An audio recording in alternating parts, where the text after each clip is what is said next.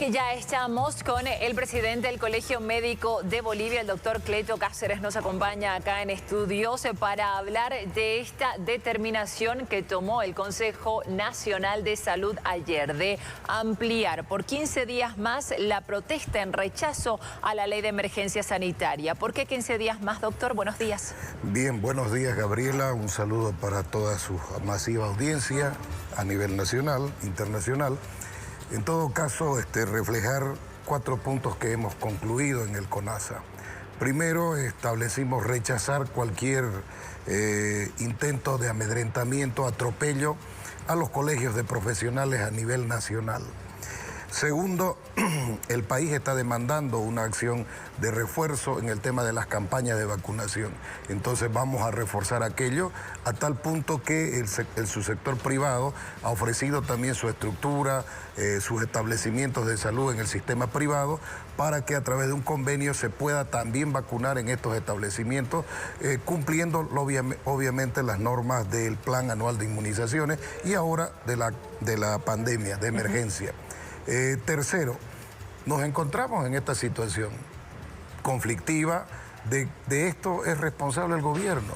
El 4 de febrero, antes de que comience una medida de presión, hemos mandado nosotros cartas tanto al presidente, al Poder Legislativo, a la Comisión de Salud, para que nos den una audiencia para analizar esta ley que salió en forma sorpresiva.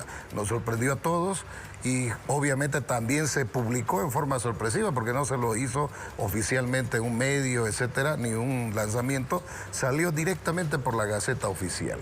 Entonces, esto ha hecho de que reiteremos otra vez otra reunión del CONASA en fecha 7 y el 12, que fue la última vez que nos reunimos, cuando ya aparece sancionada por la Cámara de Diputados, y obviamente teníamos la esperanza que en la Cámara de Senadores y en la Comisión de Salud se revise esta ley.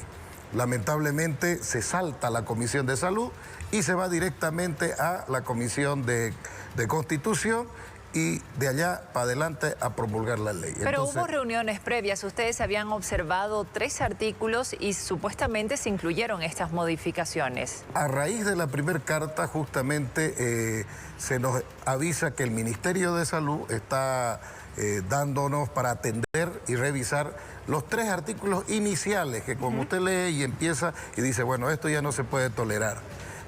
Y obviamente se llega a un acuerdo, se revisa, se compromete el Ministerio de Salud a que lo que se acuerde en esa reunión también va a ser acordado en la Cámara de Senadores antes de la promulgación de la ley. Y sirvió porque no nos permitió llegar a medidas de presión que ya iban a salir antes del 12 de febrero. Se dio ese cuarto intermedio, esperando de que evidentemente se puedan seguir revisando otros artículos más, debido, primero, hablamos de inconstitucionalidad. Para poner un ejemplo nada más, esta ley, con las características que tiene, y de acuerdo a nuestros juristas, nos dicen que no se puede emitir una ley de emergencia sanitaria con estas características, no estando en un estado de excepción. Por ejemplo, si estuviéramos en un estado de sitio, correspondería. Si estuviéramos en un estado como fue el pasado gobierno de la presidenta Yanine, correspondía. Pero en un estado normalmente ya elegido, constituido, no corresponde una medida de esta, porque contraviene.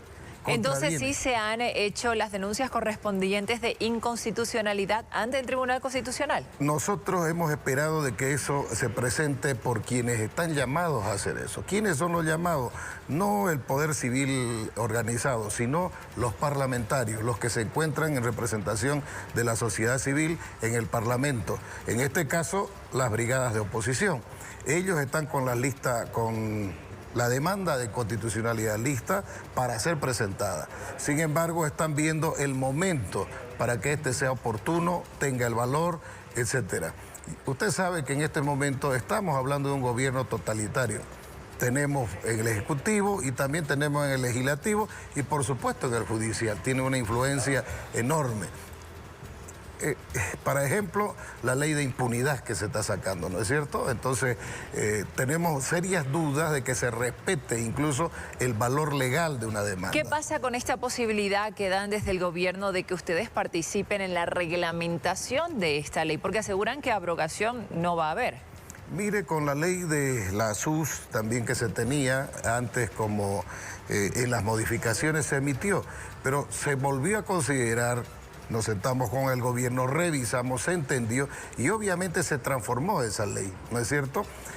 Al momento de modificar un artículo de la ley, no estamos hablando de la reglamentación, de la ley, es necesario que salga otra. O sea, si construimos una ley con las correcciones de las observaciones, por supuesto, nosotros hemos dicho que estamos aptos al diálogo, a sentarnos, vamos a traer a los constitucionalistas que han fundamentado que esta ley es inconstitucional y obviamente pues se hará lo que dice nuestra Constitución, el respeto y el hecho de vivir en un país de derecho, pues no, entonces... ¿Qué es lo que falta modificar, según los médicos, en esta ley de emergencia sanitaria? Por ejemplo, estamos estableciendo que la misma, para que nos entienda la población, constituimos con esta ley un comité de emergencia nacional. ¿Y quién es el comité de emergencia nacional? Resulta que es una copia nada más de la brigada, o digo, del gabinete ministerial, y constituye esta comisión, donde no participa, reitero, el Comité Científico Nacional. ¿Y qué hace el Comité Científico Nacional? Pues él es el que escribe, ¿no?, los protocolos, las guías, el tratamiento que en este momento estamos enfrentando a la pandemia. Si a este sector, que es de emergencia, no lo hacemos partícipe al Comité Científico y es una réplica del gabinete, usted me dirá, bueno, el ministerio y su gabinete, el presidente, tienen una función exclusiva. Y sin embargo, sacamos una ley de emergencia y copiamos y traemos todo ese gabinete y lo duplicamos con funciones. ¿Es legal eso? Entonces ya los juristas saben que estas cosas están observadas. Además dice de emergencia sanitaria, pero es una ley general que abarca a varios rubros. No hay necesidad de que sea... Hay un desastre, por ejemplo, un incendio, etcétera, de bosque, entra en vigencia esta ley de emergencia. Porque a pesar de llamarse sanitaria, sin embargo, agarra y abarca todo el contexto, o sea, le da cobertura. Otro tema es que no se permite la transparencia. Hablamos en esta ley, en su artículo 28, de la confidencialidad de los gastos que pueda realizar los representantes de la Comisión de Emergencia en esta ley de emergencia. Entonces, de ese término hay mucho por cortar, porque imagínense, incluso para las empresas productoras de los fármacos, de la vacuna, exigen esa confidencialidad. Ahora, desde el gobierno aseguran que esta ley protege al paciente, al ciudadano boliviano, porque, por ejemplo, no exige que se pague un adelanto, se dé un monto de dinero antes de ser atendido en una clínica privada. Una fachada simplemente por querer estigmatizar al sector privado. El sector privado es útil en todos los estados del país y del planeta. Imagínense, si no tuviéramos el concurso del sector privado, estaríamos hablando de una saturación que ya tenemos del sistema de salud, de la seguridad social, del sistema público y también del sistema privado, ¿no es cierto? Entonces, si no los tenemos, mal. O sea, no tenemos que tampoco escondernos por aquello. Pero ¿y qué pasa con ese artículo en particular? El tema de las garantías que se exigen en las clínicas privadas, ¿no sería problema? Gabriela, se cae solo ese artículo. ¿Por qué? Porque ya estaba arreglado. Antes de que salga la ley, hay una resolución ministerial que estableció esos términos que usted está diciendo, más la regulación de los productos que se están utilizando para combatir el COVID-19 y obviamente también por el tratamiento de los procedimientos que se van a realizar, por ejemplo, en una apendicitis, etcétera, en las clínicas privadas. O sea, ya salió antes de que salga la ley de emergencia.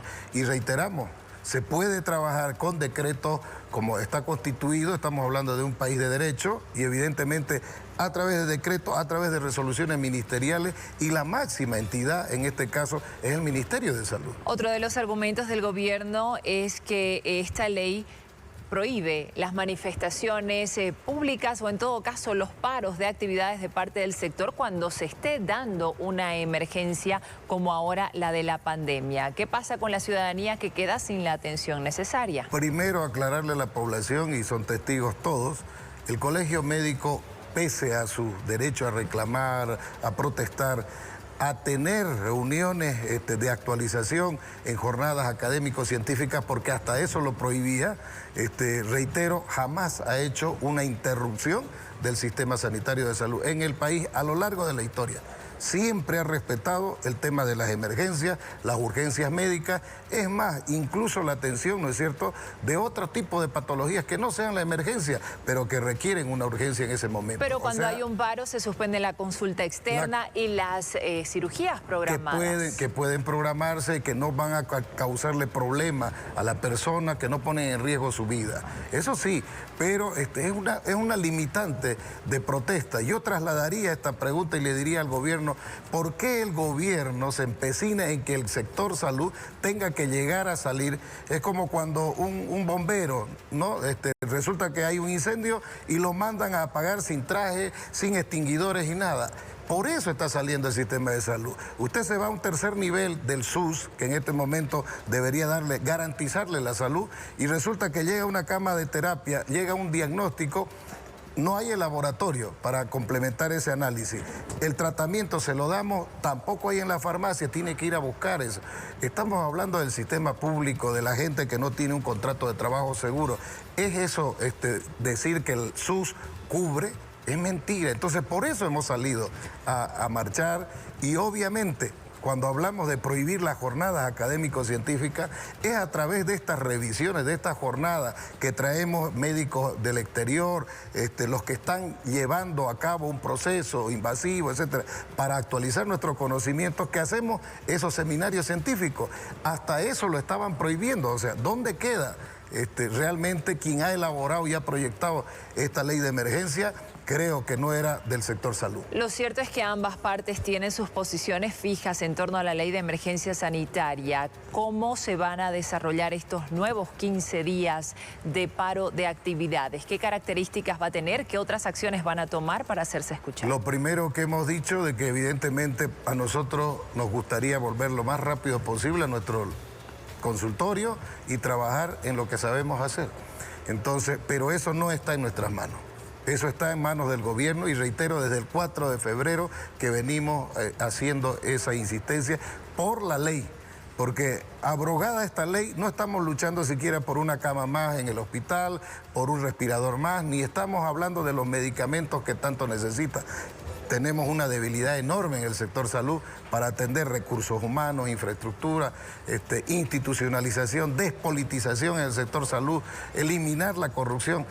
Imagínense, estamos hablando de una ley que lamentablemente ya está declarada como inconstitucional, aparte está prácticamente vulnerando muchos derechos del sector profesional, de los diferentes sectores que integran el CONASA, ¿no?, el Consejo Nacional de Salud.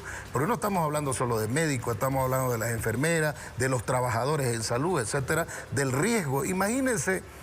El año pasado, ustedes son testigos, se ha dicho que se le va a dar un bono COVID a aquellos que salen víctimas de la mortalidad, han perdido su padre, su madre, han quedado huérfanos y prácticamente desamparados.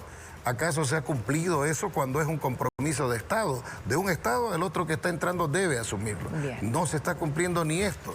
Con esta medida de presión no estamos luchando por eso. Estamos luchando por la abrogación de esta ley o que se revise, porque lamentablemente no está obedeciendo a lo que significa una emergencia sanitaria. Le agradecemos, doctor, por esta entrevista. Era Cleto Cáceres, presidente del Colegio Médico de Bolivia, refiriéndose a este paro de actividades del sector salud que se amplía por 15 días más a nivel nacional.